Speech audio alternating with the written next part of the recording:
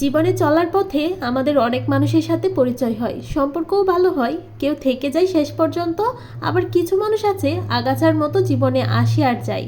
যারা শেষ অবধি থেকে যায় তারাই আমাদের জীবনের শুভাকাঙ্ক্ষী, আর বাকি সব নদীতে ভেসে আসা শ্যাওলা। তাই কারো সঙ্গে ভালো সম্পর্ক করার আগে তার সার্কেল, চালচলন, ব্যবহার ভালো মতো পর্যবেক্ষণ করুন, কারণ যে যেমন তার সার্কেলও তেমনটাই হবে। আসসালামু আলাইকুম ভিউয়ার্স, কেমন আছেন সবাই? আলহামদুলিল্লাহ, আমরাও ভালো আছি। প্রতিদিনের মতো সারাদিনের একটি ব্লগ শেয়ার করব, আশা করছি পুরো ভিডিওটির সাথেই থাকবে। সকাল সকাল আমার আব্বাজান ঘুম থেকে ওঠা মানেই তার সাথে ছোটখাটো একটা যুদ্ধ করা। সকালের নাস্তাও বানাতে হবে, ফ্রোজেন রুটি নেই, আমি কিন্তু রুটির গোলা বানিয়ে রেখেছি, রুটিও বানিয়ে নিয়েছি, ওকে ফ্রেশ করাতে এসেছিলাম আর কি। তবে নাস্তা খাওয়ানো হয়নি, আর এই কাজগুলো কিন্তু আমি অফ ক্যামেরায় করে রেখেছি। ওয়াসির বাবাকেও নাস্তা দিয়ে দিয়েছিলাম। এখন আছি আমরা মা ছেলে, তবে তাকে মোবাইল দিয়ে আমি রুটিগুলো ছেঁকে নিয়েছিলাম আর ঠান্ডা হওয়ার জন্য এখানে রেখে দিয়েছি। সে তো হাতের নাগালে যতটুকু পাচ্ছে ততটুকু নিয়ে ছিঁড়ে ছিঁড়ে ফেলে দিচ্ছে।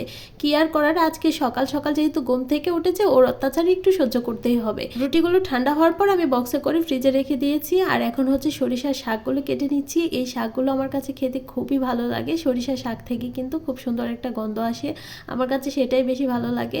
আর শাকগুলো কেটে নিচ্ছিলাম, অল্প একটু রেখে দিয়েছি সন্ধ্যাবেলায় চপ বানানোর জন্য। যে কোনো শাকের মধ্যেই আমি আলু ব্যবহার করি, সরিষা শাকেও আজকে আলু দিয়েছি। যাই হোক, এখানে সরিষা শাকটা বসিয়ে দেবো। পরিমাণ মতো লবণ আর হলুদ দিয়ে আমি উপর থেকে শাকগুলো দিয়ে দিচ্ছি। হালকা একটু নেড়ে ঢাকনা দিয়ে আমি রেখে দিয়েছিলাম, এর থেকে অনেকটাই পানি উঠেছিল। শাকবাজি বসিয়ে চলে আসলাম লাউ কাটার জন্য। বড় সাইজের একটা লাউ নিয়ে আসা হয়েছিল পরশুদিন, উপর দিয়ে হালকা একটু শক্ত হয়ে গেছে, কি জানি সেদ্ধ হয় কিনা ভয়ে ভয়ে ছিল। 4 ভাগের 1 ভাগ লাউ কেটে নিয়েছি, এতেই অনেকটুকু হয়ে গেছে। যাই হোক, এখানে মশলাটাও কষিয়ে নিচ্ছি। অফ ক্যামেরায় কিন্তু আমি চিংড়ি মাছ ভেজে নিয়েছি, চিংড়ি মাছ দিয়ে আজকে লাউ রান্না করা হবে।